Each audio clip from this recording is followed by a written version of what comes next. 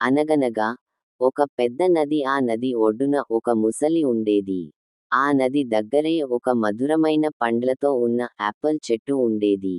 ఆ చెట్టుపై ఒక చురుకైన కోతి నివసించేది. ఆ కోతి ప్రతిరోజూ ఆ చెట్టు పండ్లను తిని ఆనందంగా గడుపుతూ ఉండేది.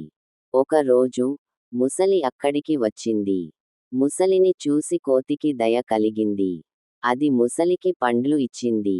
ముసలి వాటిని తిని చాలా సంతోషించింది. అలా రోజులు గడుస్తూ, ముసలి మరియు కోతి మంచి స్నేహితులయ్యారు. ఒకరోజు ముసలి తన భార్యకు ఆ పండ్ల రుచిని గురించి చెప్పింది. అప్పుడు ముసలి భార్య, ఈ కోతి ప్రతిరోజూ ఈ రుచికరమైన పండ్లు తింటే, దీని గుండె ఎంత తీయగా ఉంటుందో. నువ్వు దాని గుండెను తీసుకురా, నేను తింటాను అని చెప్పింది. ముసలికి ఇది వినగానే బాధ కలిగింది. కానీ తన భార్య మాట వినాలని అనుకుంది. మరుసటి రోజు, ముసలి కోతిని నమ్మబలికింది. నీవు నాకు మంచి స్నేహితుడివి. నా ఇంటికి వచ్చి నా భార్యను కలవు. ఆమె కూడా నిన్ను చూసి సంతోషిస్తుంది అని చెప్పింది. కోతి అమాయకంగా నమ్మింది. ముసలి అప్పుడు దాన్ని తన వీపుపై ఎక్కించుకుని నదిలోకి వెళ్ళింది.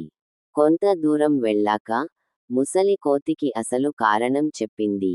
నా భార్య నీ గుండె తినాలనుకుంటోంది. అందుకే నేను నిన్ను తీసుకెళ్తున్నాను అని చెప్పింది. కోతి తెలివిగా, ఓహ్, నా గుండెను నేను చెట్టుపై ఉంచి వచ్చాను. నన్ను తిరిగి తీసుకెళ్ళు, నేను నా గుండెను తీసుకువస్తాను అని చెప్పింది. ముసలి నిజమని నమ్మింది. అది కోతిని తిరిగి చెట్టుకు దగ్గరకు తీసుకువచ్చింది.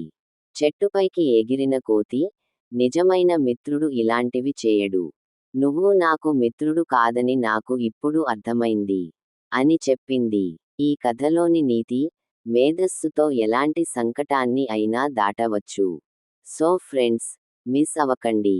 మరిన్ని ఇలాంటి ఇంట్రెస్టింగ్ స్టోరీస్ కోసం మా ఛానల్ని సబ్స్క్రైబ్ చేసుకోండి. గంట సింబల్ని క్లిక్ చేయండి. Thank you for watching.